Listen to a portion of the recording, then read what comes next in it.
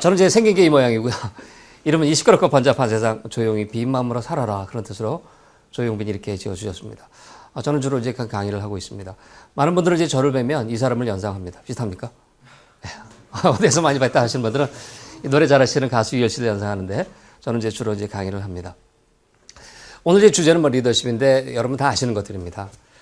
칼 융이라는 분이 이렇게 얘기하셨어요. 저는 그 말씀을 음미할 때마다 참 맞는 말씀이 아닌가 하는 생각을 해보게 됩니다. 뭐라고 얘기했냐면 이렇게요. 무의식을 의식화하지 않으면 무의식이 삶의 방향을 결정짓는데 사람들은 그것을 운명이라 이야기한다. 맞는 말인 것 같아요. 다시 한번 얘기해 볼까요? 무의식을 의식화하지 않으면 무의식이 삶의 방향을 결정짓는데 사람들은 그것을 운명이라 이야기한다. 그러니까 저 서울역 앞에 있는 수많은 노숙자들, 그들이 노숙자로 살아가는 이유는 그 의식에서 깨어나지 못했던 까닭이 아닌가. 그런데 거기 노숙자였지만 의식해서 선택했고 결과가 나와서 운명이 바뀌었던 사람들은 주변에 꽤 여럿 있죠. 아이들이 타고 있는 스케이트보드를 변형해서 뭐 S보드를 만들었던 강신기 씨나, 그죠? 그다음에 치어스를 하는 그 체인점, 호프집 하셨던 사장님이나 또 이지연 레드클럽의 사장님이나 전부 다 노숙자 출신이었지만 그들이 달랐던 것은 바로 선택을 통해서 운명을 바꿨던 그 의식의 그 모습 때문에 그게 가능했다는 것이죠. 그래서 이 말씀을 왜 드리냐면 오늘 드리는 말씀은 모르는 게 아니라 다 아시는 것들이에요. 너무나 일상이 바빠서 잊고 있던 것들을 오늘 이 자리에서 의식적으로 한번 생각해 봄으로써 봐봐 내가 잘했네 이런 거 확인하는 시간이니까 이제 같이 한번 이렇게 리더십에 대해서 이야기를 나눠보도록 하겠습니다. 그래서 어려운 것은 하나도 없고 다 쉽다라는 것이죠. 자, 여러분 며칠 전 어젠가요? 코트 디부아르인가요? 거기랑 축구하는 거 혹시 보셨나요? 네. 보시고 못 느끼셨어요? 이겼으니까 물론 기분이 좋았겠지만 이렇게 스포츠를 통해서 이렇게 들여다보면 우리가 잘하는 모습 또 그렇지 못한 것 여러 가지 교훈점을 이제 얻을 수 있는데 축구가 교훈은 또 주는 교훈은 많이 큰 듯 싶어요. 축구와 관련해서 우리한테 있었던 가장 충격적인 아주 기분 좋은 사건은 2002년도에 있었죠. 기억나시죠? 언제입니까? 2002년도 바로 월드컵 대회, 한일 월드컵 대회이죠. 그때 우리는 몇 위 했죠? 4위. 목표는 16강만 가도 좋을 그때 4위까지 했어요. 그렇죠? 그리고 이 월드컵이 다 끝나고 났을 때 한국 사람들로부터 가장 많은 존경을 받은 분이 한 분이 나타나셨어요. 누구죠? 희 선생님. 그렇죠? 히딩크 선생. 근데 그분이 몇 골 넣으셨어요? 그분은 한 골도 안 넣었는데 정작 가장 많은 존경을 받았던 분은 히딩크 감독이었죠. 골은 분명히 선수가 넣었지만 가장 존경받는 그분. 왜 그랬을까요? 왜 존경을 받았나요? 그렇죠. 잘 이끌고 리더십 발휘 잘 했기 때문이 아닌가. 자, 그런데 그 이후에 2006년도에 또 월드컵에 참전을 했죠. 그때 이제 독일 월드컵에 갔었는데 2002년도에 뛰었던 선수들이 그대로 많이 갔어요. 더 많은 경험을 쌓고 훈련도 많이 했는데 결과는 어떻게 됐죠? 16강에도 오르지 못했어요. 자, 왜 그렇게 됐을까요? 똑같은 선수들이 더 많은 경험을 쌓았지만 그들을 지도했던 지도자를 좀 달랐던 거죠. 그래서 자, 이 히딩크 선생이 있었는가 하면 누굽니까? 이분도 굉장히 열심히 하셨어요. 그런데 우리 기억 속에서 이제 잊혀지고 이름조차도 기억 안 나잖아요. 본 프레레. 아직 기억나세요? 그렇죠? 분명 똑같은 선수들을 더 지도했지만 유리한 것은 본 프레레 선생 같은 경우는 이미 우승의 경험도 있었던 그 선수들을 데리고 했지만은 결과는 신통치 않았죠. 그렇죠? 결국 이런 걸 보면 이런 말이 옳은 것 아닌가 하는 생각을 좀 해보게 됩니다. 자, 리더의 역량에 따라서 성과 차이가 크다는 것. 큰 조직이나 작은 조직이나 참 마찬가지가 아닌가 하는 생각을 좀 해보게 됩니다. 아주 작게 보면 가정의 모습도 마찬가지가 아닌가. 그래서 성과 차이는 조직의 시스템이나 제도 차이가 아니라 뭐 때문에요? 리더십 역량 때문이 아니었겠는가. 그렇죠? 이런 생각을 좀 해보면서 리더십이 참 중요하구나. 자, 시스템이나 제도들은 이렇게 쉽게 이제 모방을 할 수 있지만 리더십 역량은 쉽게 모방될 수 없는 것이라는 것은 아까 두 분의 사례를 통해서도 우리가 확인할 수 있는 것처럼 말이죠. 결국 리더십이 참 중요한 역량이 되기 때문에 이런 것들이 이제 얼마나 중요한지 그렇다면 현장에 돌아가셨을 때 우리가 어떻게 저것을 좀 발휘를 잘할까 하는 것에 대해서 같이 몇 가지 한번 생각을 좀 해보도록 하겠습니다. 기억나시죠? 양이라는 리더가 이끌고 있는 사자의 무리보다 사자라는 리더가 이끌고 있는 양의 무리가 더 강하다고 한 이유는 바로 리더십의 그 중요성을 이렇게 대변한 것이 아니겠는가. 자, 그래서 여러분이 보셨던 영화에는 이런 대사가 나옵니다. 파란 글씨로 나오는데 다 같이 한번 읽어보실래요? 하나, 둘, 셋.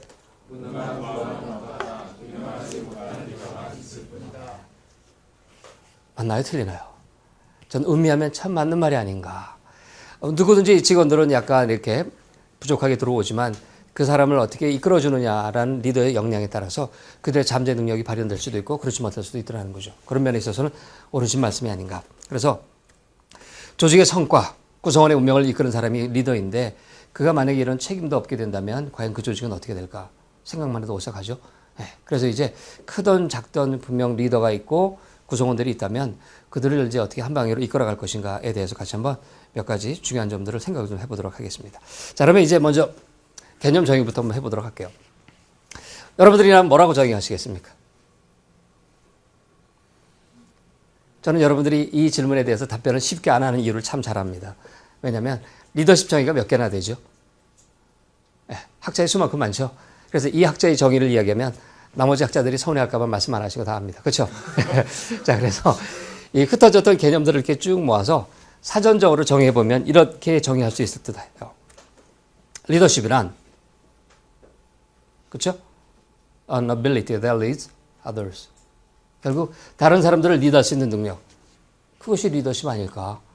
그런데 이 초기의 학자들은 그 어빌리티를 특성에서 찾았고 거기에 보완하기 위해서 후속 학자들은 행동에서 찾았고 나중에 여기 영향을 미치는 여러 가지 변인들을 살펴보니까 상황이라는 것도 있고 그런 것들이 시대를 이루는 하나의 리더십의 주류를 되게 형성하면서 오늘 이렇게 많은 리더십 이론들이 나왔는데 정리해보면 사전적으로 정의하면 이것이 맞는 말이 아닌가. 그렇다면 리더는 어떤 사람일까요? 리더십 정의에 기초해서 리더를 정의한다면? 네. 그렇습니다. 바로 그거죠. 다른 사람을 이끌 수 있는 능력을 갖고 있는 사람. 그 사람이 리더 아니에요. 그렇죠? 우리 이렇게 참 쉬워요. 리더십. 그래서 리더십은 다른 사람을 이끌 수 있는 능력이고 리더는 그 능력을 갖고 있는 사람. 그런데 이 두 단어의 어근이 되는 리더란 과연 무슨 뜻일까요? 이거를 좀 명쾌하게 정의하지 않고 리더십을 이야기하고 리더를 얘기하는 것은 약간 모순이 아닌가. 그래서 이제 이 개념 정의를 할 때 이제 저는 이 세 가지를 한번 정의를 먼저 하고 그리고 리더십이라는 것을 한번 총괄해서 정의를 해보고 그렇다면 그런 것을 발휘하기 위해서 그럼 우리는 어떻게 직원들을 이끌까에 대해서 오늘 한번 생각 좀 해보도록 하겠습니다. 자, 리드의 첫 번째 이제 세 가지 의미를 하나씩 설명드리는데 먼저 첫 번째 그 의미를 한번 설명드려 보도록 하겠습니다. 예전에 한 만화가가 멋진 만화를 신문에 연재를 했던 경우가 있습니다. 광수생각. 그렇죠. 기억하시죠? 거기에 이제 이런 사파가 있었습니다. 한 새가 이렇게 날아가다가 감옥을 이렇게 지나게 됐습니다. 감옥 안에 있는 한 젊은 죄수에게 말을 겁니다. 야, 너는 어린 시절에 어땠냐? 그러자 이 젊은 죄수가 생각을 하더니 이렇게 회상하면서 얘기했습니다.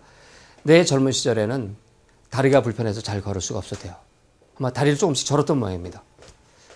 근데 새가 이렇게 보니까 않고 그래서 야, 지금은 멀쩡한데 그러자 그때 이제 이 젊은 죄수가 새에게 얘기했습니다. 우리 부모님은 나에게 올바로 걸을 수 있는 방법을 가르쳐 주셔서 그 방법대로 훈련하고 연습하다 보니까 지금처럼 잘 걸을 수 있게 된 거고 그 말을 들은 새가 한 가지를 더 물었습니다. 야, 올바로 잘 걷게 됐는데 하필이면 네가 있는 곳이 왜 감옥이냐? 그러자 이 젊은 죄수는 얘기했습니다. 우리 부모님은 나에게 올바로 걷는 방법은 가르쳐 주지만 이것을 가르쳐 주지 않았기 때문이다 라고 말이죠. 그러면 올바로 걷는 방법 그 이상 중요한 것 뭘까요?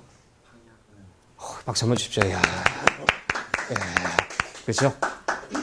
어디로 가느냐 방향을 가르쳐 주지 않았기 때문이라는 거죠. 방법도 참 중요하지만 그럼 젊은 죄수는 뭐라고 얘기했어요? 비록 그때 다리를 절었다 할지라도 어디로 걸어야 될지 올바른 방향을 제시해 주셨더라면 지금 다리를 절었다 할지라도 정도를 걷고 내 몫을 제대로 할 텐데 그런데 방향은 모르고 올바로 걷는 연습만 하다 보니까 탈선의 길 걷고 사고치고 감옥까지 오게 됐다고. 그래서 방향성이 참 중요한 것 아닌가. 곧잘 이렇게 한번 연습을 합니다. 편안하게 한번 눈 감아 보시고요. 자, 제가 이제 만약에 끝나고 인천을 간다고 한다면 인천이 어느 쪽 방향인지 여러분이 생각나는 대로 이렇게 오른손으로 방향을 한번 제시해 주시겠습니까? 하나, 둘, 셋. 예, 손을 이렇게 제시해 주신 상태에서 눈만 살짝 떠보세요. 자, 방향이 제각각이죠. 근데 이것은 다수가 일로 결정할 문제는 아니죠. 다수가 저쪽 방향으로 가라고 했을 때 절로 갔지만 만약에 부산에 가 있다면 그것은 옳은 방향이 아니라는 거죠. 그렇죠? 그래서 이 방향성은 참 중요한 부분이 아닌가 하는 생각을 해보게 됩니다. 자, 그러면 이 방향에 해당되는 것이 이제 조직에서 대표적인 지표로 나타나는 게 뭘까요? 목표, 또요? 장기적으로 보면 비전, 또 멤버들이 가져야 될 방향성을 판단해주는 여러 가지 핵심 가치 이런 것들이 아주 중요한 방향성을 대표하는 지표들이 되지 않겠냐는 것이죠. 자, 그런데 여기서 한번 볼까요? 이런 표현이 있나 한번 봐주실래요? 높은 사람이 낮은 사람한테 보여줘라. 이런 얘기 있어요? 없어요? 없죠? 네. 많은 사람들이 조직에서 리더십을 이야기할 때 곧 CEO나 이런 분들이 직원들에게 방향을 제시해 주는 거로만 생각을 하고 있는데 오늘 우리 이제 관점을 두 가지 관점에서 보자 이거죠. 우리가 CEO 입장에서는 직원들에게 올바른 방향을 제시해 주는 것도 중요하고 두 번째는 나는 미처 생각하지 못했는데 직원들의 얘기를 들어보니까 새로운 방향을 얘기해 주고 있다. 그때 그것을 수용해 주게 되면 여러분들은 이제 슈퍼 리더로서의 역할들을 수행할 수 있는 것이죠. 그래서 두 가지, 첫 번째는 내가, 두 번째는 그들의 이야기를 잘 들어서 우리 비즈니스의 방향이랑 맞나는 것들도 한번 살펴볼 필요가 있더라는 것이죠. 제가 알고 있는 경우에 이런 경우가 있었습니다. 바로 이제 기업의 CEO는 아니었지만 한 직원이 그런 방향성 어떤 그 사례. 그래서 이 땅에 전부 다 그 아파트가 튼튼한 아파트를 짓고 있을 때 제가 알고 있던 동료 한 사람은 그 기업 기획실에서 일을 했습니다. 근데 십수년간 일을 해오면서 그는 이런 생각을 했어요. 단순히 튼튼하고 아름답고 좋은 아파트면 필요한가 생각해 봤더니 우리의 그 삶의 그 흐름이 디지털로 이렇게 바뀌고 있더라는 거죠. 그래서 그 양반이 처음으로 생각하는 게 소위 인터넷 아파트라는 개념을 창안을 해서 결제를 올렸던 경우가 있었습니다. 그 이후에 이제 한 기업에서 무슨 편한 세상 이런 거 나왔었죠. 바로 그런 이제 아파트가 이제 그 이후에 이렇게 나오게 되는데 그런 비즈니스의 방향성을 제시해 주는 사람, 그런 사람들이 바로 이제 그 분야의 리더가 될 수 있다는 것이죠. 자, 그런데 여기 단서가 하나 붙어요. 뭐라고요? Going in front. 본인이 앞장서서 보여주지 않으면 안 된다라는 거죠. 그래서 이제 돌격 앞으로가 아니라 어디로 가야 하는지를 분명하게 제시해 줘야 된다. 여러분이 혹시 보셨음직한 영화에 이런 영화 있었을 겁니다. We Were Soldiers 라는 영화에는 이런 장면이 나옵니다. 월남전에 참전하게 됐을 때 이 대대장이 연병장에서 병사들에게 얘기합니다. 많은 얘기를 해도 중에 이런 얘기가 나옵니다. 적진에 들어갈 때 내가 제일 먼저 들어가겠다. 그리고 제일 나중에 나오겠다. 그리고 내 뒤에 아무도 남겨놓지 않겠다. 우리는 죽든 살든 함께 돌아온다. 연병장에서 이렇게 얘기를 했어요. 그리고 실제 월남전에 투입이 됐을 때 총알이 빗발치는 그 전장터에서 가장 먼저 첫 발을 내디뎠던 것은 바로 그 대대장이었고 언제 등 뒤에서 총알을 관통할지 모르는 그 위급한 상황에 제일 나중에 비행기를 탔던 사람은 바로 그 대대장이었다는 거죠. 그래서 이 솔선수범이라는 의미는 참 중요한 것 아닌가. 그래서 이 팔로워들은 리더의 입을 보고 따르는 것이 아니라 뭘 보고 따라요? 발을 보고 따른다는 거죠. 그 발이 몇 도 방향으로 실제 움직이느냐 안 움직이느냐. 그게 참 중요한 메시지 아닌가. 그래서 실제로 정말 그런지를 한번 확인을 해봤습니다. 한 월간 잡지에서 조사를 해봤어요. CEO 50명을 대상으로 한번 물어봤어요. 리더십에서 가장 중요한 덕목이 뭐라고 생각하십니까? 그들이 실제 경영을 하시면서 얘기했던 것들을 이제 설문조사했는데 가장 많이 나온 게 뭐예요? 바로 이것이었습니다. 네, 그렇죠? 역시 방향성을 얘기해주고 있는 비전 제시 능력, 그 다음에 통찰력. 이런 방향성을 찾아낼 수 있는 통찰력이 얼마나 중요한가. 그리고 실제로 그것을 몸으로 나타내는 솔선수범 능력. 이런 것들이 정말로 중요하더라라고 다수가 이렇게 얘기를 해주고 있더라는 것이죠. 그래서 이제 첫 번째 키워드는 뭐다? 방향성을 잘 나타내주는 것이 참 중요하지 않겠는가. 그것이 첫 번째였습니다. 자, 두 번째. 자, 리드의 첫 번째가 방향이었다면 두 번째는 이런 키워드는 어떨까요? 특히 이제 이 방향을 잘 제시하기 위해서는 흔히 우리가 3단계를 한번 생각해 봐야 될 것 같아요. 자, 여러분이 그 산중에서 이렇게 산행을 하시다가 산중에서 길을 잃으면 어떻게 하죠? 네. 휴대폰도 없고 길은 찾아서 내려가야 되겠는데 산중에서 길을 잃었어요. 어떻게 하면 좋을까요? 네. 계곡을 찾을까요? 네. 이렇게 많은 생각을 하게 되는데 인디언들은 그런다면서요. 산중에서 길을 잃게 되면 곧바로 어디로 올라가요? 산 꼭대기로. 왜요? 내가 어딘지 알아야죠. 그리고 어디로 가야 될지 어느 경로를 거쳐서 가야 될지를 판단할 수가 있기 때문에. 그래서 방향성을 잘 나타내기 위해서는 3단계로 첫째, 현재의 위치가 어떠한가 하는 것들을 살펴봐라. 그래서 기업에서 뭐 컨설팅 할 때는 가장 많이 하는 것 중에 하나가 바로 이제 여러분이 아시는 수합 분석을 좀 많이 하잖아요. 우리의 강점과 약점, 그리고 이제 기회 요인과 위험 요인, 이런 걸 통해서 이제 전략의 방향을 찾아내기 위해서 현재 위치를 찾아내고, 두 번째는 뭐냐? 그걸 통해서 이제 저쪽으로 가면 되겠구나. 실제적인 방향을 찾게 된다는 거죠. 그런데 이 세 번째가 참 중요할 듯 합니다. 세 번째. 구성원들과 그 방향을 공유하는 활동들이 참 중요하다는 거죠.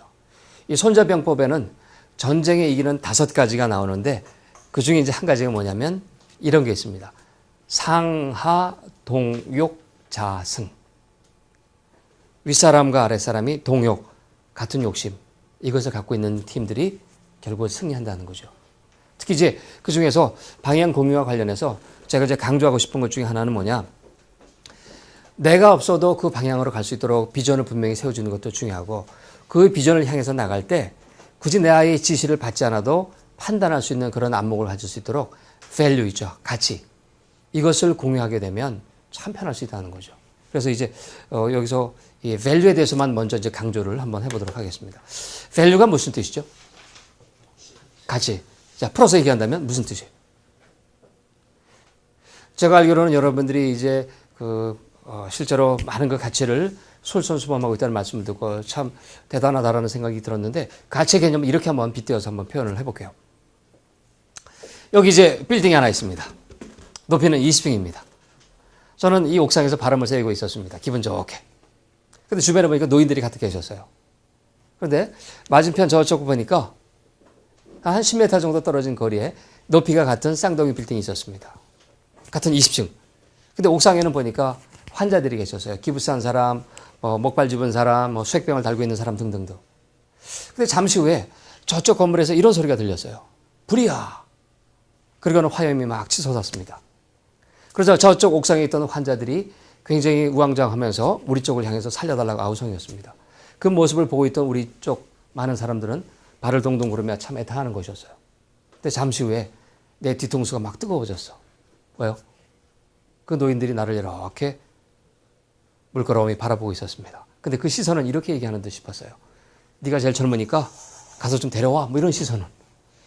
우연찮게 그 시선을 의식하고 너무나 부담이 돼서 자리를 떠야 되겠다 싶어 뒷걸음질을 쳤습니다. 그때 언제 몰려왔는지 노인네들이 나를 다 포위하신 거야. 그러더니 도망가는 나를 향해서 이렇게 얘기했습니다. 여보게, 자네가 여기서 제일 젊잖아. 여기 사다리 놓고 걸러가서 좀 데려와. 사다리를 봤더니 사다리가 녹슬었어요. 이 녹슨 사다리를 걸쳐놓고 나도 모르는 환자를 한 명씩 데려오라는 제안을 받았습니다. 만약에 여러분들이 이런 제안을 받으시면 건너갑니까? 안 갑니까? 높이는 뭐 20층밖에 안 돼. 솔직히 저 같으면 못 갈 것 같아. 그래서 못 들은 척 했습니다. 그런데 시간이 가니까 이게 부담이 되는 거예요. 그래서 야, 도망가자 싶어 고개를 돌려서 탁 튀려고 하는 그 순간 웬 노인네가 나의 팔목을 이렇게 낚아채는 것이었습니다. 그러더니 이렇게 얘기하는 것이었습니다. 야, 이 사람 어디가? 자네가 제일 젊잖아. 가서 좀 데려와. 그러더니 다음과 같이 덧붙였습니다. 자네가 건너가서 한 사람 데려올 때마다 내가 인당 10만 원 줄게. 그랬습니다. 갑니까? 안 갑니까? 안 가요? 그럼 20만 원. 50만 원. 아마 이건 돈 100 줘도 가지 않을 거예요. 그렇죠? 그래서 이제 못 들은 척 버텼습니다. 그런데 이게 워낙 스트레스가 돼서 이제는 튀어야 되겠다 싶어서 기회를 엿보고 있다가 고개를 탁 돌리는 그 순간 저 옥상에 있는 한 사람이랑 나랑 눈이 탁 마주쳤습니다. 그러자 이 눈이 마주친 사람은 나를 탁 보더니 도망가는 나를 향해서 이렇게 얘기하는 것이었습니다. 엄마 살려줘. 아빠 살려줘. 그 사람은 다름이 아니라 결혼 10년 만에 얻은 무남 동료 외동딸. 올해 초등학교 들어간 아이가 나를 면회 왔다가 용케 불을 피해서 옥상에서 이제 나를 발견한 거예요. 도망가는 나를 향해서 그 딸아이는 외쳤습니다. 엄마 살려줘. 아빠 살려줘. 이때 갑니까 안 갑니까? 이때는 가시죠. 네. 그래서 이제 그 울부짖는 딸을 향해서 잠깐 기다려 해놓고는 사다리를 어렵게 걸쳐놨습니다. 그리고 이제 건너가려는 그 순간 뜻밖에도 그 노인들이 걸쳐진 사다리를 보더니 다음과 같이 얘기하는 것이었습니다. 사다리가 녹슬었네? 야, 이 사람아 위험해 가지 마. 뜻밖에도 아까와는 달리 녹슨 사다리를 보고는 위험하다고 가지 못하라고 만류하는 것이었습니다. 그 말씀을 듣고 갑니까 안 갑니까? 그럼에도 불구하고 내 아이라면 아마 가게 될 거라는 거죠. 그래서 이제 그분들의 말씀은 못 들은 척하고 드디어 올라서 그 녹슨 사다리에 첫 발을 탁 내딛는 그 순간 누군가가 나의 옷소매를 낚아채는 것이었습니다. 그러더니 이렇게 덧붙였습니다. 야, 이 사람이 위험하다니까 어디 가? 가지 마. 안 가면 100만 원 줄게. 그랬습니다. 갑니까 안 갑니까? 그렇죠. 그럼에도 불구하고 가죠. 이게 뭐예요? 이게 value라는 거죠. value. 다시 풀어서 얘기하면 value란 무엇인가 중요하고 이상적이며 우선순위가 높은 것을 일컬어 value 이렇게 얘기한다는 거죠. 조직의 비전이 아주 좋아도 어느 기업치고 조직의 비전이 나쁜 건 없잖아요. 그런데 그 비전을 향해서 나가는 동안에 선택하고 행동하게 해줄 수 있는 기준인 이 핵심 가치가 직원들에게 공유되고 있지 않으면 어때요? 네, 아마 부정한 방법들이나 이런 것들이 일어날 수가 있더라는 것이죠. 자, 그래서 이제 방향을 공유할 때 이런 것들이 참 중요한 것이 아닌가 하는 생각을 좀 해보게 됩니다. 그래서 올바른 미래의 상뿐만 아니라 그 상을 향해서 가게 될 때 선택하고 행동하게 해주는 그 기준인 이 value를 잘 기억하는 것도 첫 번째 단계에서 우리가 신경해야 될 부분이다 이렇게 생각이 됩니다. 자, 이제 두 번째. 방향과 관련된 것이었다면 두 번째는 뭐예요? 영향. 리더십에서 꼭 빠지지 않고 얘기되는 게 영향력이죠. 그 방향이 중요한지 아닌지 몰랐던 사람들의 생각, 그리고 행동하지 않았던 사람들에게 영향을 미치는 것. 영향을 미칠 수 있는 방법은 뭐 진단해보면 여러 개가 많이 있죠. 조금 이따 이제 간이를 한번 해보도록 하겠습니다. 그래서 영향을 행사해서 저 길이 상당히 중요한 길이구나라는 걸 인지하게끔 해주고 행동하지 않으면 안 되겠다라고 행동하도록 이렇게 영향력을 행사하는 것. 그래서 두 번째는 영향이라는 키워드를 한번 찾아봤습니다. 그래서 실제로 영향력을 행사할 때 전혀 효과가 없는 최악의 리더십 행동은 그럼 뭐냐? 리더들에게 아까 그 50분에게 물어봤습니다. 자, 이런 리더의 행동은 정말 최악이다. 어떤 것들이 떠오르세요? 여러분이라면 이런 리더 만난다면 정말 일할 맛 안 난다. 어떤 행동들을 보여주면? 말과 행동이 다를 때, 그렇죠? 그렇죠. 그런 등등등 찾아봤더니 독단과 독선, 사리사욕, 언행불일치 말씀해 주신 것처럼 고정관념 이런 것들. 옛날처럼 조금 이따 이제 그 리더 상이 바뀐다는 것을 한번 패러다임 바뀌는 것을 얘기해 드릴 텐데 독단과 독선, 본인이 방향이 맞으면 좋은데 요즘은 수많은 정보가 있잖아요. 그런데 그 방향이 틀릴 수도 있는데 또 직원들의 그 방향성이 오를 수도 있는데 그것을 귀담아 듣지 않고 독단과 독선을 부리는 것. 그 다음에 2번 같은 경우는 눈에 많이 보이는 모양이에요. 그렇죠? 저런 리더들은 정말 말과 행동이 다를 수밖에 없기 때문에 영향을 전혀 받지 않고 있다라고 이렇게 얘기를 하더군요. 자, 이제 세 번째. 첫 번째 뭐였죠? 방향. 두 번째 영향. 세 번째 뭐냐? 바로 이거죠. 그래서 이제 change them or the organization. 그래서 이제는 저 길이 중요한 길이고 나의 생각과 행동을 바꿨더라면 그 비전을 달성하기 위해서 굳이 일일이 지시, 명령, 간섭하지 않아도 스스로를 바꾸고 조직을 바꿔 나가는 그 모습들이 바로 이제 세 번째 체인지에 담겨져 있는 의미죠. 그래서 이런 것들을 결합해 봤더니 리더십의 개념을 다음과 같이 정해보면 어떨까요? 그래서 이제 여러분들이 알고 계신 리더십 개념에다가 오늘 이제 이 리드의 기초에서 이 세 가지 키워드를 찾아서 리더십을 정의한 것들을 한번 비교해 보시면 어떨까요? 자, 그래서 이렇게요. 특정한 상황에서 집단이나 조직이 실현시킬 비전을 설정하고 방향이죠, 방향. 그리고 그것이 정말 중요한지 아닌지 알지 못했던 직원들의 생각과 행동에 영향을 미치고 그래서 어떻게 해요? 이제는 일일이 지시명령 간섭하지 않아도 스스로 개인과 조직을 변화시켜가는 과정. 바로 그것이 리더십이 아닐까. 이런 사람을 뭐라 그런다? 이런 사람들을 리더라고 이야기한다라고 말이죠. 그래서 이제 이런 관점에서 이제 리더십을 정의해 보게 되면 여러분이 알고 있는 것에 덧붙여서 공통적인 것도 있고 좀 다른 것도 있을 수 있을 것 같아요. 자, 그러면 이제 이런 사람을 리더라고 했는데 그런 관점에서 그러면 내가 이끌고 있는 그런 방향성 또 어느 정도 영향을 미치고 있는가 또 변화가 얼마나 일어나는가 하는 것들을 판단해 봄으로써 나의 리더십 정도를 확인할 수가 있겠죠. 자, 그러면 궁극적으로 이런 질문 한번 던지고 싶어요. 왜 리드해야 되죠? 만약에 히딩크 감독이 16강에 진출을 못 시켰다면 그렇게 존경받을 수 있었을까요? 아마 그렇지는 못했을 것 같아요. 그렇죠? 결국은 리드는 왜 해야 되는가? 결국 조직으로 얘기하면 성과를 내기 위해서 좋은 결과를 얻기 위해서 바로 이제 리더십을 발휘해야 되고 리더를 해야 되는 것 아니겠는가. 그래서 성과가 저조한 리더 결국 어때요? 그의 지위는 많이 흔들리게 될 거죠. 그래서 바람직한 성과, 요거를 한 단어로 얘기하면 흔히 요즘 말로는 퍼포먼스 이렇게 얘기하잖아요. 바로 그것을 성과를 얻기 위해서 리드하고 있다라는 것을 알 수 있을 것 같아요. 자, 그런데 이제 전통적으로 요즘에 이제 그런 분이 안 계시겠지만 이런 리더들은 부하를 이끌 수 없다고 합니다. 숫자만 얘기하는 사람, 말로 하는 사람, 여기가 뭐 젊으시니까 그런 경우 없겠지만 옛날 얘기하는 사람들, 그 다음에 술 한잔 마시면 다 된다고 생각하는 사람들, 그 다음에 요즘 도대체 신세대 모르겠다라고 얘기하는 사람들 같은 경우는 절대 젊은 팔로워들을 이끌기가 상당히 어렵다고 이렇게 얘기를 하고 있더군요. 자, 그렇다면 이제 실제로 현장에 돌아왔을 때 리더십을 발휘하는데 가장 효과적인 수단이 뭐냐? 그래서 리더들에게 또 물어봤어요. 그랬더니 그분들이 또 몇 가지 키워드를 얘기해 주셨습니다. 아까 같은 경우는 안 된다고 했기 때문에 그런 거 말고 요거를 넘어서는 잘하는 방법. 그렇죠? 어떤 수단이면 가장 유용할까요? 여러분이 생각하시기에. 어떠세요? 리더십을 잘 발휘하는 수단. 어떤 것들이 떠오르세요? 네. 머릿속에 있는 거 한번 얘기해 보세요. 자, 봤더니 아마 여러분의 머릿속에 있는 생각들이 이런 것들 아니었을까요? 네. 제일 많은 게 뭐예요? 커뮤니케이션. 이거는 면대면으로 하도 좋고 뭐 다양한 방법으로 커뮤니케이션 하는 것.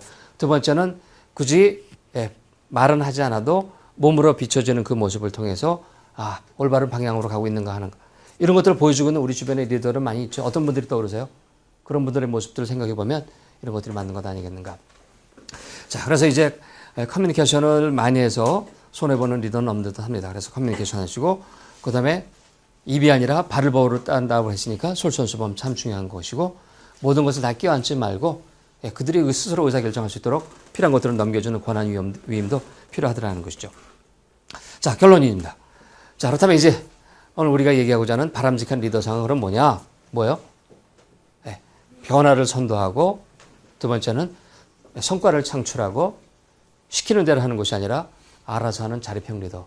이런 분들이 이제 필요한 것이 아니겠는가. 그래서 현장에 이제 가시게 되면 이제 이런 모습을 가져준 팔로워들을 보시게 되면 그 사람들을 리더로 키울 수 있도록 이렇게 도와주시는 슈퍼리더로서의 역할들을 여러분들이 수행하셔도 좋을 것 같습니다.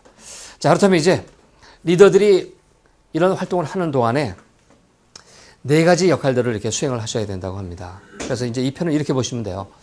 자, 현재하고 미래 시점을 놓고 그 다음에 조직 내외를 봤을 때 각각 이제 참여해야 되는 네 가지 기본적인 리더의 역할이 있다고 합니다. 자, 이제 여러분 이웃한 동료들이랑 이야기하시게 될 때는 어떠세요? 야, 네가 있는 곳은 어떠냐? 내가 있는 곳은 이래. 니네는 어때? 이렇게 서로 얘기를 주고받죠. 이럴 때는 그 기관을 대표하는 소위 대변인 역할을 하게 된다는 것이죠. 그렇죠? 대변인 역할.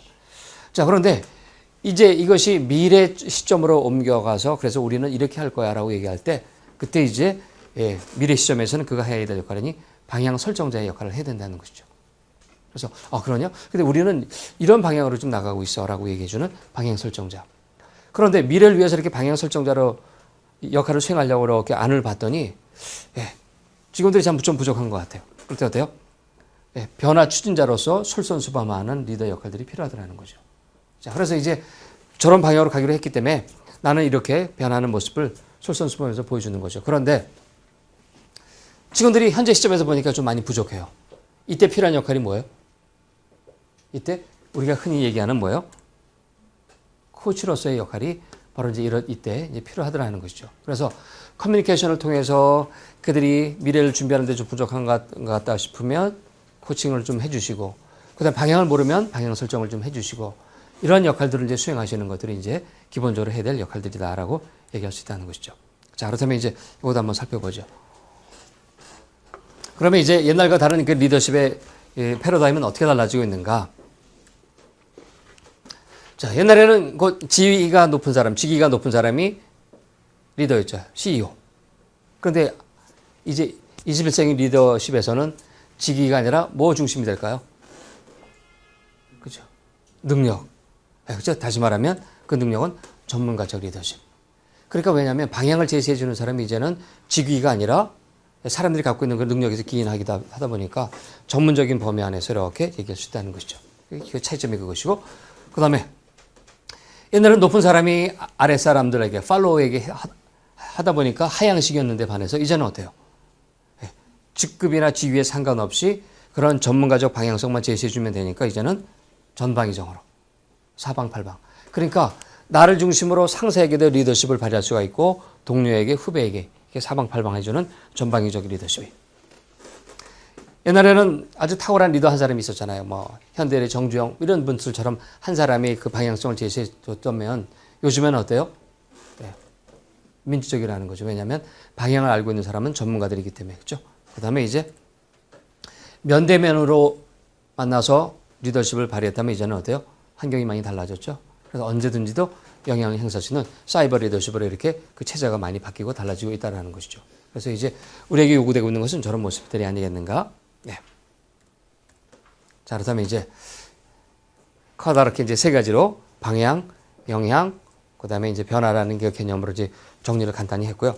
자, 그러면 이러한 것들을 현장에 돌아가서 직원들을 이끌 때 어떻게 하면 잘 이끌 수 있을까? 이것도 한번 중요한 과제일 듯 싶어요. 그래서 요거에 대해서 같이 한번 생각을 좀 해보도록 하겠습니다. 자, 지금부터 이제 1번서부터 15번까지 1년 번호를 딱 써신 다음에 yes, no로만 대답을 한번 해보십시오. 네. 자, 지금부터 이제 간단한 설문조사를 통해서 나는 직원들이랑 어떻게 이제 소통하는가 하는 것들을 한번 진단해 보도록 하겠습니다. 자, 1번. 부활한 상사의 지시를 따라야 한다고 나는 생각한다. yes, no로만 대답하세요. 자, 2번. 뭐뭐 해야 한다. 뭐뭐 하지 않으면 안 된다가 나의 입버릇이다. 직원들한테 이렇게 얘기할 때. 3번. 직원이나 동료나 뭐 누구한테든지. 자, 3번. 누구누구와 비교하면, 옛날과 비교하면 등 이런 말들을 자주 쓴다. 옛날에는 말이야. 누구누구하고 비교해보면 이런 식으로. 4번. 옳다, 잘못했다를 확실하게 표현한다. 그것은 잘못했고, 그것은 잘했고, 이런 식으로 확실하게 구분해서 표현한다. 5번. 장광설을 늘어놓는 부하에게 야, 변명하지 마. 이러한 식으로 말을 한다. 6번. 목소리가 큰 편이다. 7번. 내가 말할 때 상대를 손가락질을 하는 버릇이 있다. 야야, 너 있잖아, 너. 뭐 이런 식으로. 네. 8번. 나는 선체로 앉아있는 부하나 동료에게 주의를 준 적이 있다. 나는 서 있고 상대는 앉아 있고. 9번. 부하가 말을 할 때 한숨을 쉬거나 입을 삐죽거린다. 아이고, 그게 뭐냐. 뭐 이런 식으로 이제. 그리고 말은 아니어도 행동이 이렇게 나타난다는 거죠. 10번. 나는 팔꿈치로 상대방의 옆구리를 쿡 찌른다. 야야, 내 말 좀 들어봐. 이런 식으로. 11번. 나는 상대를 훑어보듯 빤히 쳐다본다. 대화 중에. 12번. 부하가 나와 눈을 마주치려 하지 않는다. 무슨 얘기를 하자고 할 때 이렇게 회피하는 시선. 13번. 뭐가 머뭇거리면서 의견을 말하지 않는다. 뭔가 말할 때는 변명부터 얘기한다. 아니, 그게 아니고요. 이런 식으로. 14번. 사무실에서 잡담과 웃음소리가 들리지 않는다. 끝으로 15번. 부하들이 서로 말하다가 나만 나타나면 싹 해산한다.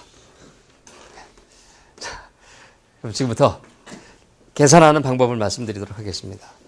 1번서부터 6번 사이에 yes가 몇 개 있나 보시고 곱하기 1점.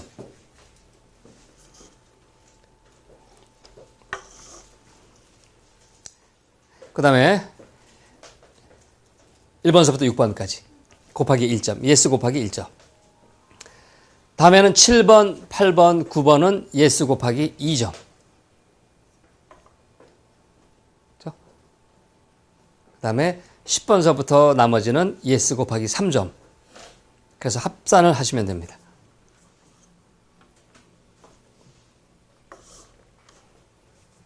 자, 그러면 점수가 나오죠? 합산 점수를 잘 기억하시면 되겠습니다.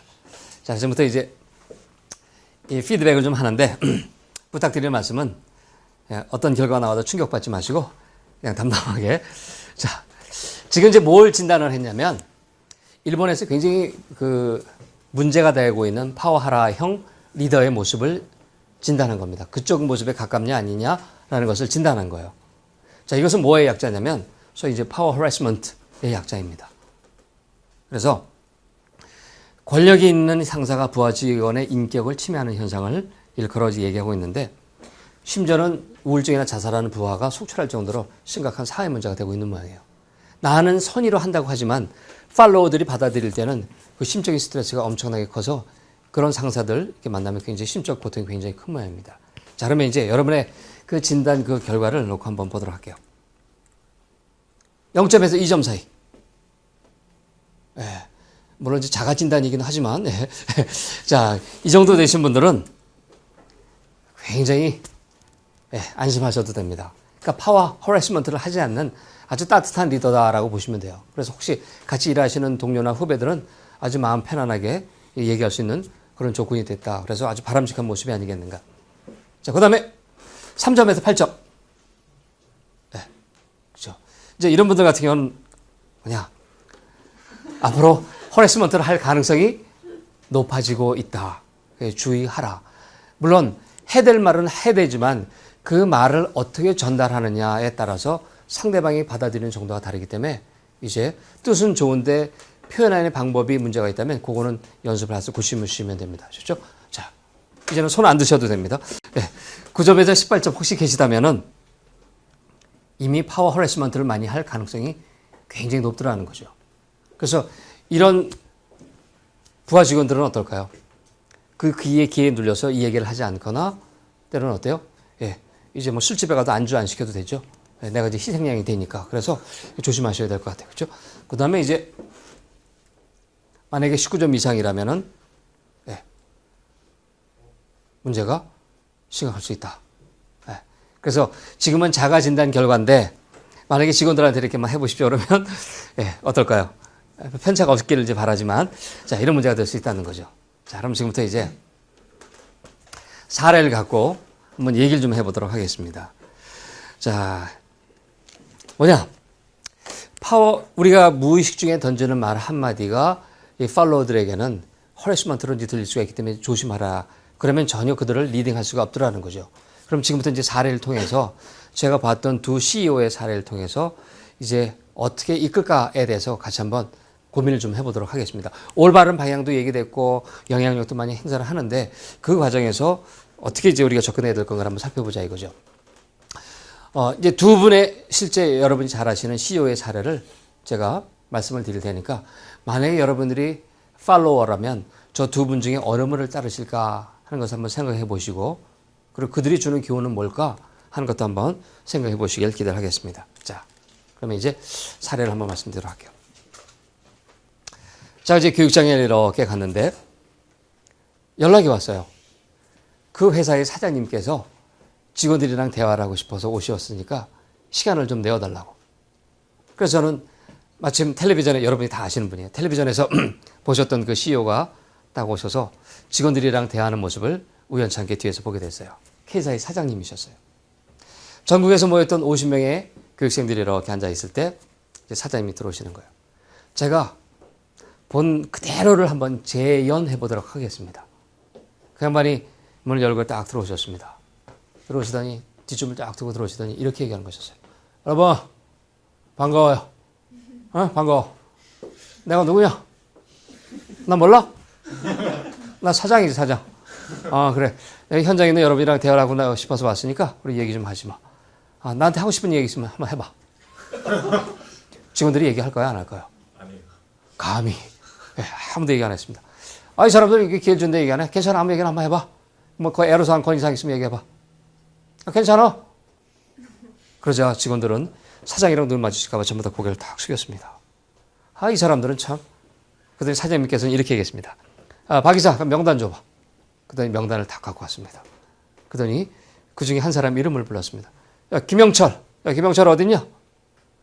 순간 그 교육생 중에 김영철이 고개를 확 들더니 화들짝 놀라는 것이었어요. 예? 자네가 김영철이야? 예.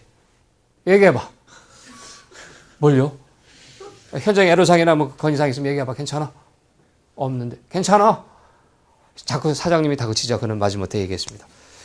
사실 저희 지점에서는요. 뭐라고 이제 지점 문제를 설명하고 있을 때 사장님이 이렇게 얘기하셨습니다. 됐어. 그만. 그렇게 지역적인 거 말고 큰 거 한번 얘기해봐. 그건 이제 본사에서 지금 알아서 처리하고 있으니까 딴 거 한번 얘기해봐. 예?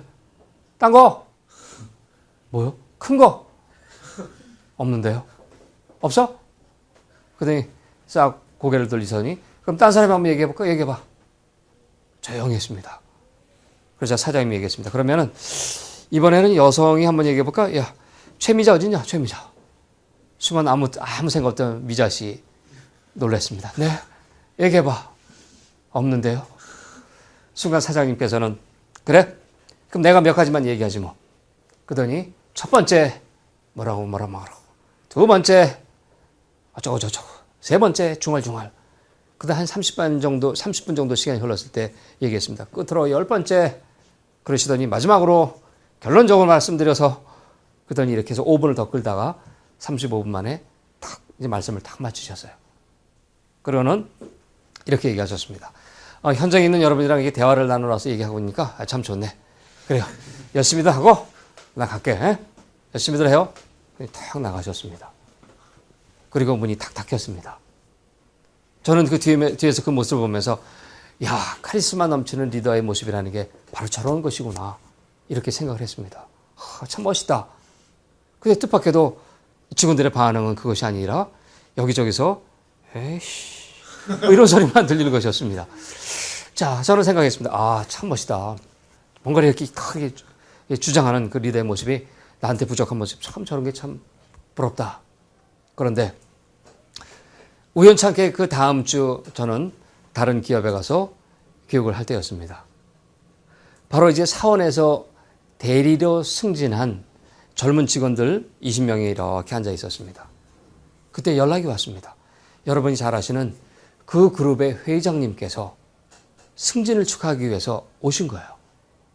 그러니까 제일 높으신 회장님이 가장 말단의 초급 관리자를 칭찬해 주기 위해서 축하해 주기 위해서 오신 거예요. 저는 지난주에 봤던 그 K사의 사장님이 떠올라서 자, 저분의 카리스마는 또 어떤가 그게 궁금했습니다. 그래서 저는 뒤에 앉아 있었고 잠시 후에 그 회장님께서 들어오셨습니다. 그분이 들어오신 대로 그대로 또 재연을 한번 해보도록 할게요. 이분은 이제 문을 열고 탁 들어오시더니 여러분 반가워요. 반가워. 순간 텔레비전에서만 보던 그룹 회장님이 나타나시자 직원들이 어떻게 했을까요? 후다닥 다 일어났습니다. 여러분 승진했다면서? 여러분 축하하려고 내가 왔어. 한번 보고 싶어서 왔는데 우리 인사나 할까?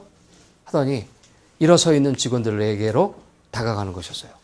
그래서 먼저 1조에 있는 사람들에게 다가갔습니다. 그리고는 한 명씩 악수를 청하면서 이런저런 얘기를 나누기 시작했어요.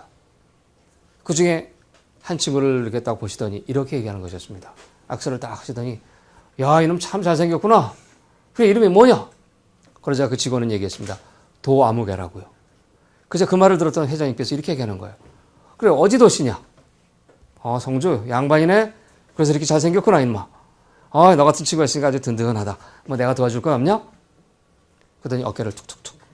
이러한 방법으로 그 1조에 있는 직원들과 이렇게 그냥 인사를 나눈 것이었어요. 그러더니 2조, 저 뒤에 있는 2조로 이렇게 가셨습니다.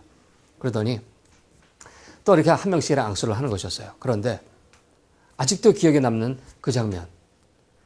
이 그룹의 회장님이 저기 지방에서 온 신임 여자 대리 얼굴을 기억해낸 거예요. 몇 년 만에 봤던. 악수를 하시던 회장님께서 이렇게 얘기하는 것이었습니다. 너 스키 아니야? 그래서 이 아가씨는 뒤통수를 긁으며 회장님 기억하세요? 그래 이 녀석아. 내가 왜 기억 못해? 아직도 목포에 있냐? 그러자 아가씨는 얘기했습니다. 광주로 갔어요. 언제 갔어 광주로? 작년에? 이 녀석 한번 간다고 얘기할 거 아니야? 그때 너 얼굴 좋다? 결혼했냐? 네. 그래서 서방님 뭐해? 아직 공부해요. 야, 그럼 팔자 좋다. 자네 같은 친구 만나서 그냥 공부를 하고 있고. 그래, 힘든 일은 없냐? 그래, 그 어려운데 승진까지 해서 축하한다. 이 녀석하고 교육 왔으면 서울에 오면 나한테 얘기할 거 아니야? 다음에 몰라오면 혼나? 근데 어깨를 툭툭툭. 뭐 이런 식으로. 그러더니 이제 3조로 이렇게 가셨습니다. 그리고는 악수를 하던 중에 한 친구가 마침 기부스를 하고 있었어요. 그 친구를 딱 보시더니 회장님께서 얘기했습니다. 이 녀석아, 넌 날도 더운데 어떻게 하다 이렇게 또 팔을 다쳤냐? 운동을 하다가요. 무슨 운동 했는데? 축구요. 이 녀석아, 축구를 발라줘, 발래? 넘어져갖고요. 거긴 등치를 보니까 운동깨나 좋아하게 생겼구나. 그래, 너 같은 녀석 있으니까 아주 든든하다. 그래, 날도 더운데 기부스는 언제 푸냐? 한 달 후에? 그래, 관리 잘해라. 그래, 뭐 필요한 건 없냐? 이런 식으로. 그리고 맨 끝에 있는 4조로 이렇게 오신 거예요. 4조로 오시더니 툭툭툭 치면서 인사를 했습니다. 그리고는 맨 마지막에 있는 아가씨를 딱 보더니 이렇게 얘기하는 것이었어요. 아이고, 자네는 어디서 왔나? 아주 이쁘게 생겼네? 강릉에서? 뭐 타고 왔어? 그래, 힘든 건 없고? 갈차편 예매했나? 그래. 아이고, 참, 자네 같은 친구 있어서 참 좋구나. 하더니 이렇게 오셨습니다. 20명을 다 만나고 인사를 하시더니, 그래요. 여러분 뭐 승진했다 그래서 내가 축하해주고 싶어서 왔는데 얼굴 보고 나니까 참 마음이 놓이고 참 좋네. 나한테는 여러분이 재산이야. 든든해. 그래, 나 갈게. 하더니 회장님께서 이렇게 마무리를 짓고 돌아서 한 3걸음 정도를 탁 뛰었을 때였습니다. 이 직원들이 박수를 탁 치려고 하는 순간 회장님이 딱 돌아서더니 직원들을 다 째려보는 거야. 그러더니 이렇게 얘기하는 것이었습니다. 야, 이 녀석들 진짜 야박한 놈들이네. 순간 직원들이 이게 무슨 얘기인가 싶어서 이렇게 표정을 짓고 있을 때 회장님께서 얘기하셨습니다. 야, 이 녀석들아. 어른이 가면 좀 못 가게 잡는 맛도 좀 있어라, 이 녀석들아. 아쉽잖아, 이렇게 그냥 가려니. 그러자 직원들이 얘기했습니다. 회장님 가지 마세요. 그러자 그때 비로소 다시 한번 웃으면서 그래, 가지 말까? 그래, 나도 여기 앉아서 여러분들이랑 더 공부하고 싶은데 나도 가서 또 일해야 되지 않냐. 참, 내가 급하게 오느라고 딴 건 못 갖고 왔다. 그러더니 무엇인가를 다 건네받았습니다. 그리고 딱 20개만. 21개도 아니고 20개. 나한테는 안 주고 20개를 딱 갖고 오시더니 아까 인사 나눴던 직원들에게 돌아가면서 무엇인가 하나씩 이렇게 나눠주는 것이었어요. 1인당 하나씩 다시. 자, 무엇을 나눠주셨을까요? 회장님께서 나눠주신 것은 무엇이었을까요? 어차피 모르는 거 한번 생각나는데 한번 얘기해 보세요. 뭘 나눠주셨을까요? 명함, 볼펜, 술, 금일봉 등등등. 저도 그럴 건 줄 알았어. 그런데 그들을 손에 쥐어진 것은 다름이 아니라 여러분이 텔레비전 광고에서 봤음직한 1,000원짜리 초콜릿 하나였어요. 직원들은 영문도 모르고 이게 뭔가 싶어서 들고 있을 때 회장님은 얘기했습니다. 이렇게 더운 여름날 오후 많이 피곤하다더라. 피곤 푸는 데는 초콜릿이 좋다고 해서 내가 급하게 오느라고 이것밖에 못 샀다. 어이들 먹어라. 직원들은 어땠을까요? 그 흔한 초콜릿 1,000원짜리 하나는 이제 더 이상 초콜릿 1,000원짜리가 아니라 회장님이 마음에 담겨있는 그것을 감히 먹지 못하고 들고 있을 때 회장님이 그러셨습니다. 아니, 분들 빨리 먹어. 그래, 내가 하나 뺏어 먹을 거 아니야? 그 말이 나오자 아이들이 뜯기 시작했고 하나씩 먹기 시작했습니다. 그 모습을 물끄러미 바라보던 회장님께서 얘기했습니다. 아, 이 녀석들 참 먹는 것도 이쁘구나. 그래, 먹으면서 한번 들어봐라. 우리 회사가 어떤 회사냐? 그래서 아이들은 먹으면서 얘기했습니다. 아름다운 기업이요. 그렇지, 우리가 아름다운 기업 아니냐. 내가 지금 그거 만들려고 하려고 그래. 근데 한번 생각해봐도 나 혼자는 할 수 없을 것 같아. 여러분이 도와주면 나는 할 수 있을 것 같아. 어때? 나 좀 도와줄 텨? 직원들은 뭐라고 얘기했을까요? 네, 공짜로 얻어먹은 것도 있는데 누가 감히 너라고 얘기했어요. 네 하고 20명이 크게 외쳤습니다. 그러자 회장님께서 얘기하셨어요. 그래, 나에게는 여러분이 재산이야. 여러분만들만 믿고 나 갈게. 내가 지금 그거 만들어 갈 거야. 간다? 그리고 그는 딱 교실 밖을 떠났습니다. 그때 끊이지 않고 나오는 것은 뭐였어요? 박수와 그들의 감동 어린 표정. 저는 불과 2주 사이에 두 기업의 CEO를 이렇게 봤는데 너무나 다른 모습에 특히 직원들의 다른 반응을 보면서 왜 리더십 체계는 항상 그 말이 있었는가 그날 깨우칠 수가 있었죠. 만약에 여러분들이 팔로워라면 누구의 말씀을 따르셨겠습니까?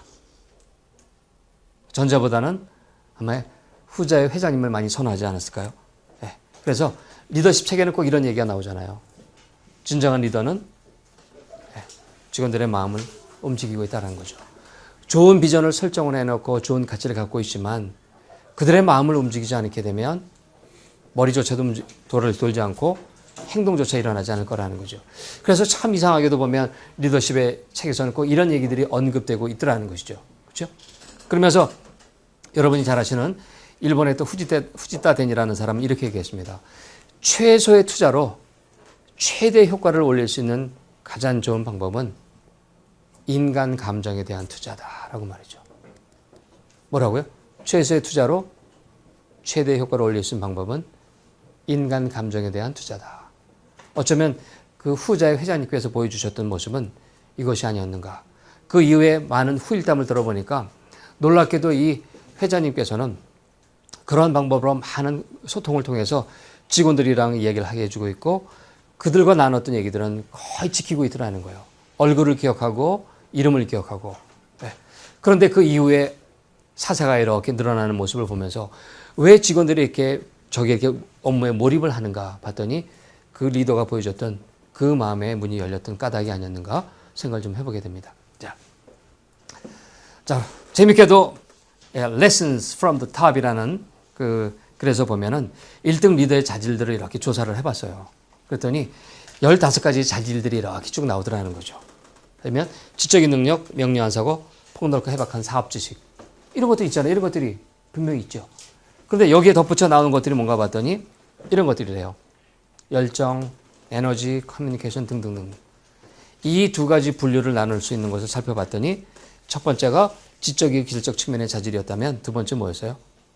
네, 감성적 측면의 자질들을 많이 보여주고 있더라는 거죠. 전자의 사장님이 아마 지적인 접근을 했더라면 아마 후자의 회장님께서는 이런 감성적 측면의 접근 방법을 통해서 직원들이 마음을 열게 했고 결국 그런 것들이 조직의 성과를 얻도록 많은 노력을 했던 것들이 아닌가 이런 걸 생각해 보시면서 이제 그러한 중요한 방향성을 찾았다 할지라도 그들에게 공유시키는 활동에서 여러분들이 어떻게 접근해야 될까 하는 것들은 많은 시사점을 이렇게 보여주고 있는 것이 아닌가 하는 생각을 좀 해보게 됩니다.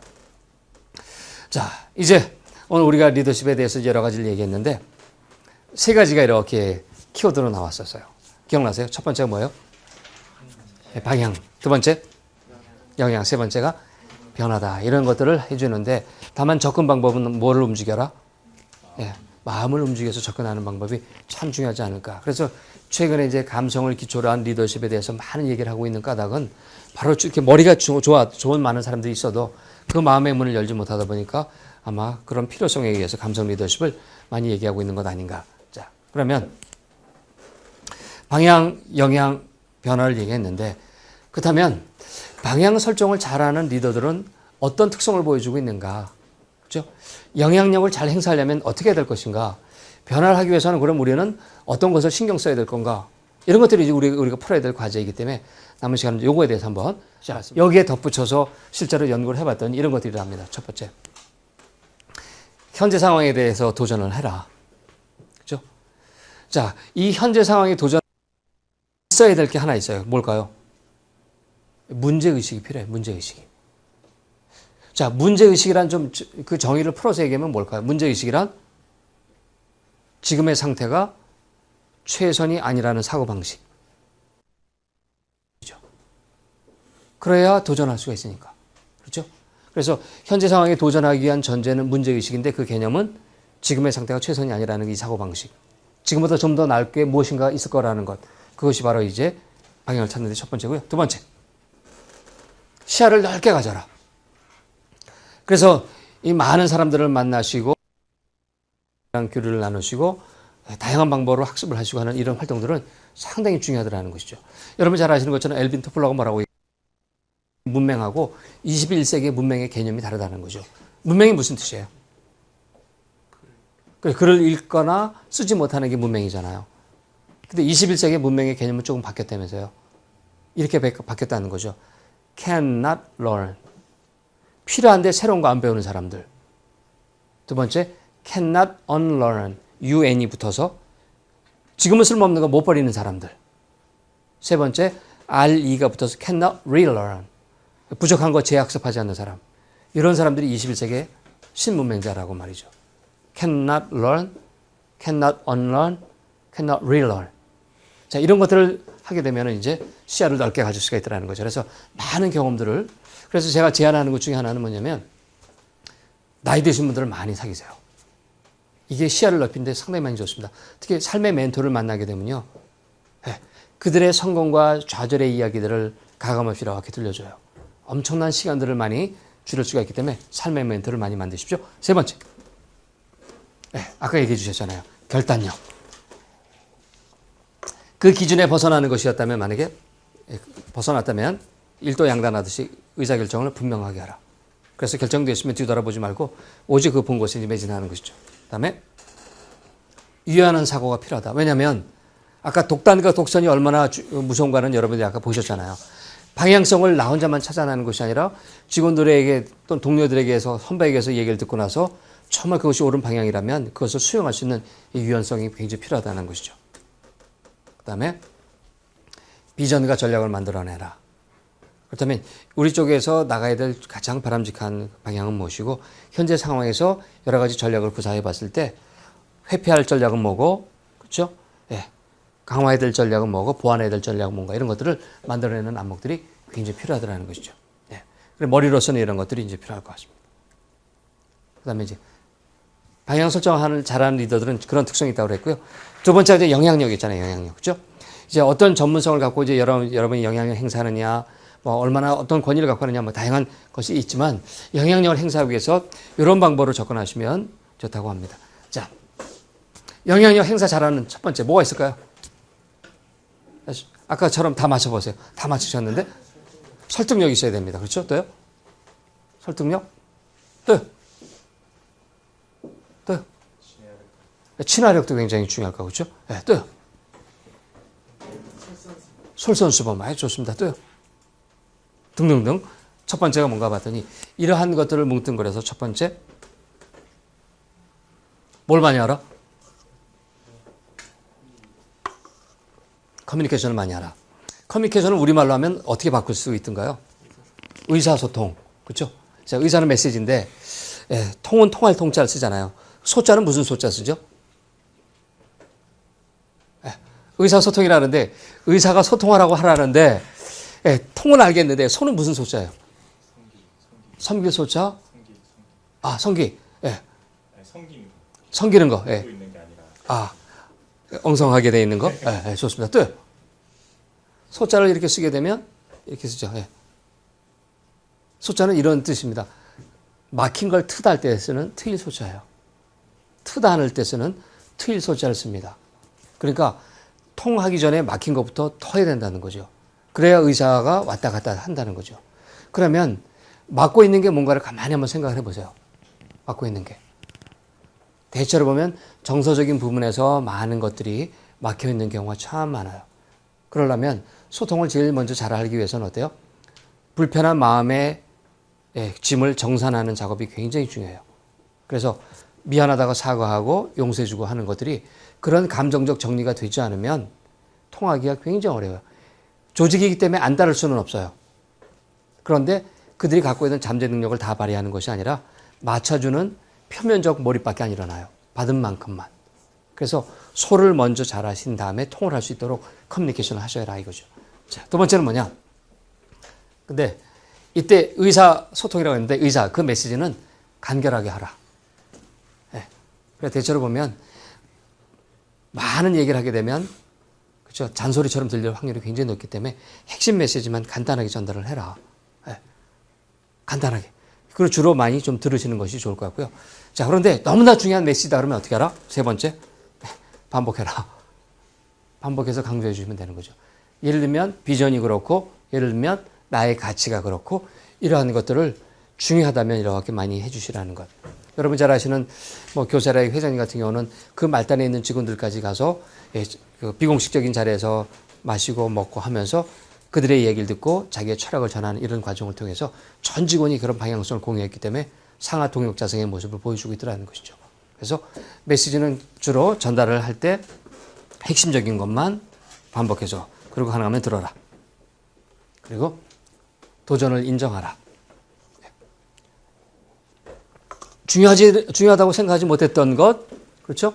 이런 것들에 대해서 뭔가를 이야기해 주게 되면 그런 것을 변화를 수용하기 전에 반드시 저항이 따르기 마련이라는 거죠. 자, 이웃한 동료 두 분하고 이렇게 손바닥을 이렇게 맞대 보세요. 네. 그리고 하나, 둘, 셋 하면 힘차게 한번 밀어보십시오. 하나, 둘, 셋. 네. 자, 그러면 이런 분 계세요. 상대방이 이렇게 밀면, 미시는군요 하고 밀리는 사람 있어요? 이게 어디다 대고? 이렇게 반발하게 마련이라는 거죠. 그래서 새로운 영향을 행사하게 되면 거기에 따른 반발이 있기 때문에 그 반발을 무마시키지 말고 그 도전을 인정해줘라. 아직 그것이 중요한지, 아직 그것이 얼마나 심각한지를 그들이 깨닫지 못했기 때문에 나타나는 부작용일 수가 있고 반발작용이기 때문에 그런 도전들은 반드시 인정해줘라 라는 것이죠. 그 다음에 신뢰를 극대화하라. 신뢰. 소위 이제 제3의 자본이라고 얘기하는 관계에서 이 신뢰는 참 중요한 것이 아닌가. 자, 그러면 어떻게 신뢰를 쌓으면 좋을까요? 말은 상당히 중요해. 근데 자, 너랑 나랑 만나서 좀 신뢰 좀 쌓자. 자, 쌓자. 한번 쌓아보자. 근데 신뢰에 쌓이는 것은 아니잖아요. 어떤 방법으로 쌓이는 게 가장 좋을까요? 그렇죠. 약속해주고 또요? 약속을 지키는 것 또요? 격려해주고. 근데 여러분께 실질적으로 현장에 가서 제안해 줄 수 있는 간단한 방법 중에 하나는 이런 방법은 어떨까요? 관심을 표현하라. 네.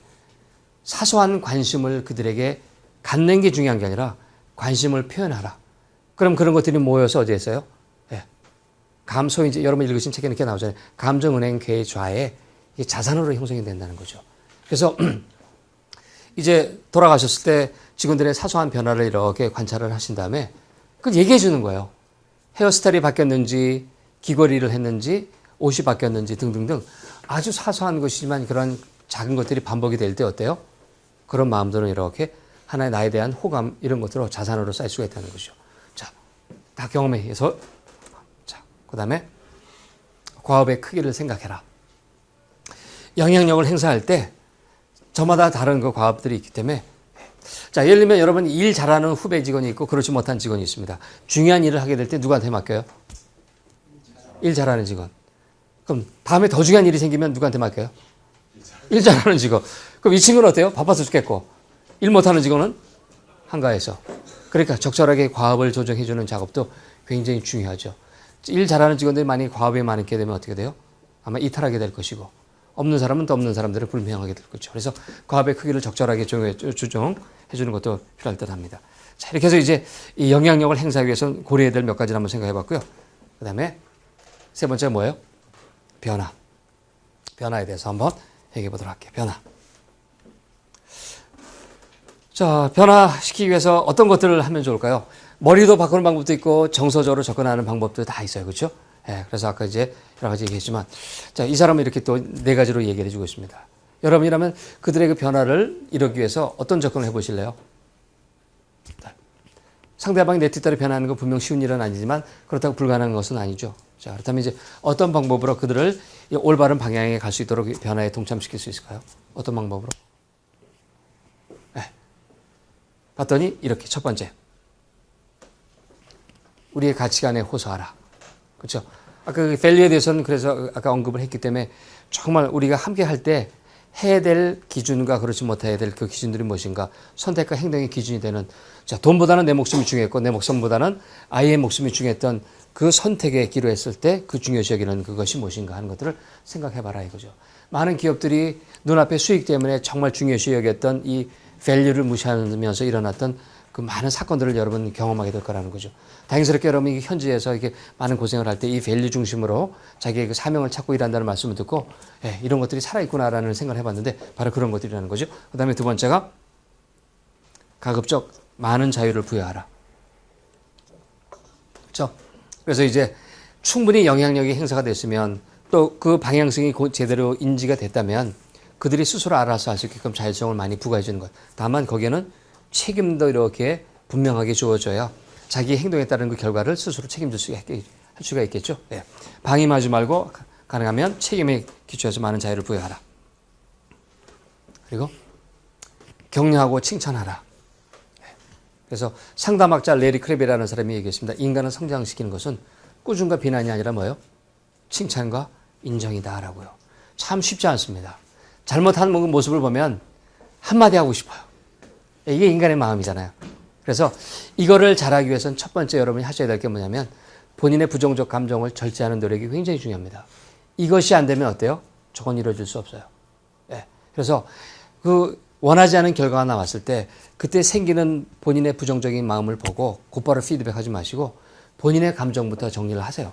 그래서 곧바로 얘기하지 마시고 이렇게 마음을 정리하신 다음에 어느 정도 이성이 회복됐을 때 그때 얘기해 주시면 돼요. 근데 참 재밌는 현상 중에 하나는 뭐냐면 잘못한 것을 이렇게 지적을 하면 더 잘하려는 마음이 생기기보다는 어때요? 반발이 생기기 십상이라는 거죠. 근데 참 재밌게도 비록 일을 잘못했지만 특정한 것에 대해서 만약에 그에게 칭찬해 주게 되면 어떤 마음이 생겨요? 다음에도 칭찬받으려고 더 노력하는 게 인간의 기본적인 속성이라는 거죠. 그래서 그러한 마음에 기대해서 오히려 칭찬을 거꾸로 해줘라. 끝으로 네 번째, 가장 중요한 거, 성과를 인정하고 보상해라. 당연히 잘했으면 그 합당한 대가를 지불해 주는 것. 그렇죠? 그래서 이제 그 일에 이렇게 몰입할 수 있도록 해주는 이 피드백 과정들도 굉장히 중요하다고 합니다. 자, 그래서 이제 이 현장에 가셔서 이 세 가지 키워드들을 어떻게 적용할까에 대해서 같이 한번 이렇게 얘기를 해봤습니다. 이거 나오면 뭐예요? 끝났다라는 얘기입니다. 고생 많으셨습니다.